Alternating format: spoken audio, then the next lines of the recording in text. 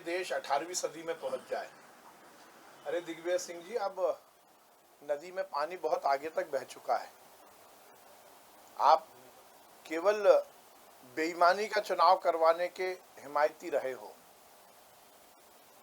कांग्रेस को लगता है कि इस नगरीय निकाय चुनाव में कांग्रेस बुरी तरह हारेगी, भारतीय जनता पार्टी जीतेगी।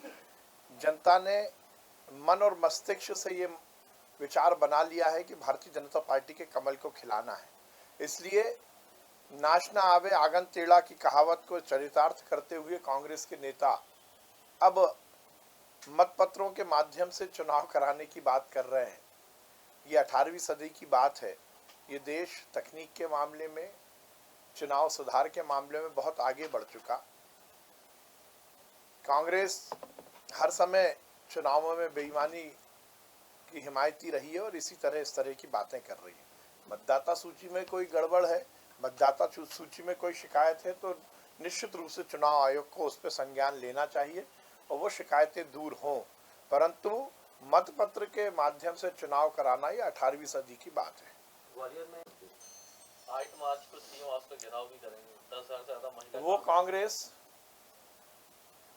जिसके नेता कमलनाथ जी अपनी ही कैबिनेट की सदस्य इमरती देवी को आइटम गर्ल कहते हैं, वो कांग्रेस जिसके वरिष्ठ नेता दिग्विजय सिंह अपनी ही सांसद मीनाक्षी नटराजन को टंचमाल कहते हैं, वो कांग्रेस जिसके वरिष्ठ नेता कांतिलाल भूरिया जी महिलाओं पर अनर्गल टिप्पणी करते हैं, वो कांग्रेस जिसके वरिष्ठ नेता ने नैना साहनी को जलाकर मार दिया, वो कांग्रेस जिनके वरिष्ठ नेताओं पर सरला मिश्रा हत्याकांड की आंच आती है, वो कांग्रेस जिसके नेता ने जेसिका लाल को सरेआम गोली मार दी, वो कांग्रेस महिलाओं के सम्मान की बात करेगी।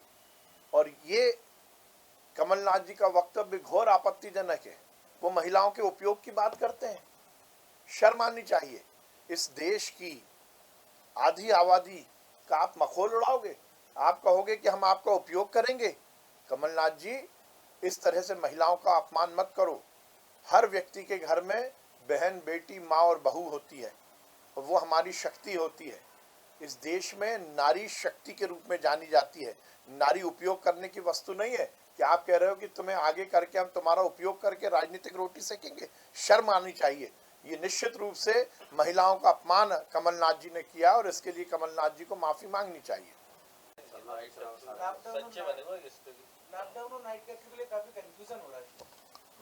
पूरे देश में और खासकर महाराष्ट्र और केरल में कोरोना के मामले बढ़ रहे हैं। मध्य प्रदेश में भी, इंदौर और भोपाल में हम देख रहे हैं कि कोरोना के सक्रिय मामले, पॉजिटिव मामलों में कुछ इजाफा हुआ है। हम पहले से कहते आए कोरोना समाप्त नहीं हुआ है। प्रधानमंत्री जी ने भी कहा है कि बीमारी को यदि लड़ना है तो हमें दवाई के साथ कड़ाई का भी उपयोग करना पड़ेगा। इसीलिए माननीय मुख्यमंत्री जी की अध्यक्षता में समीक्षा बैठक में ये निर्णय लिए गए हैं कि पूरे प्रदेश में हर स्थान पर जन जागरण कर मास्क अनिवार्य किया जाए और उसको लेकर खासकर इंदौर और भोपाल में हमारी गाइडलाइन का पालन और इसकी सुव्यवस्था स्थापित करने के निर्देश दिए हैं। कल लगभग मध्य प्रदेश के हर जिले में क्राइसिस मैनेजमेंट ग्रुप की बैठक हुई। उसमें हर जिले की जो स्थितियां हैं उसका आकलन किया गया। उन्होंने निर्णय लिया, जो भी उस जिले के लिए ज़रूरी है वो निर्णय लेने के निर्देश उस जिला प्रशासन को और जनप्रतिनिधियों के सहयोग से लेने का यहाँ से निर्देश दिया गया है। अभी हाल फिलहाल किसी भी तरह के नाइट कर्फ्यू की कोई भी आवश्यकता भी नहीं है और ऐसा निर्णय भी नहीं लिया है। लॉकडाउन नहीं होगा, ये पूरी तरह से निर्णय लिया है। लॉकडाउन, किसी भी तरह का लॉकडाउन मध्य प्रदेश में नहीं होगा, ये निर्णय लिया जा चुका है। बाकी समय समय पर माननीय मुख्यमंत्री जी समीक्षा करेंगे। हम सब पूरी तरह से कोरोना संकट के निदान के लिए कटिबद्ध हैं। इस पूरे संकट पर हम दृष्टि रखे हुए हैं। हमारी सरकार हर चुनौती का सामना करने को तैयार है, चाहे इलाज का मामला हो, चाहे संक्रमण को रोकने का मामला हो। मैं आपके माध्यम से जनता से यही अपील करूंगा कि सोशल डिस्टेंसिंग का पालन करें, मास्क लगाएं और ये सुनिश्चित करें कि हम और अपने परिवार को हम इस भीषण समस्या से रोक सकें। अभी हाल फिलहाल किसी भी तरह के नाइट कर्फ्यू या लॉकडाउन का कोई निर्णय नहीं लिया धरने गया है। प्रदर्शन पर रोक है।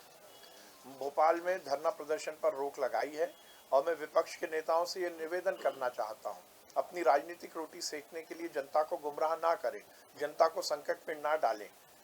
जब भोपाल की क्राइसिस मैनेजमेंट ग्रुप की मीटिंग हुई थी तो हमारे कांग्रेस के विधायक जी को मैंने यही निवेदन किया था कि जनता की जान बहुत ज़रूरी है, राजनीति तो होती रहेगी, जनता को बचाना, भोपाल की जनता को बचाना बहुत आवश्यक है।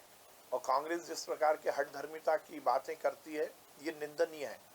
राजनीति करने के लिए हम जनता की जान को जोखिम में डालें, ये निश्चित रूप से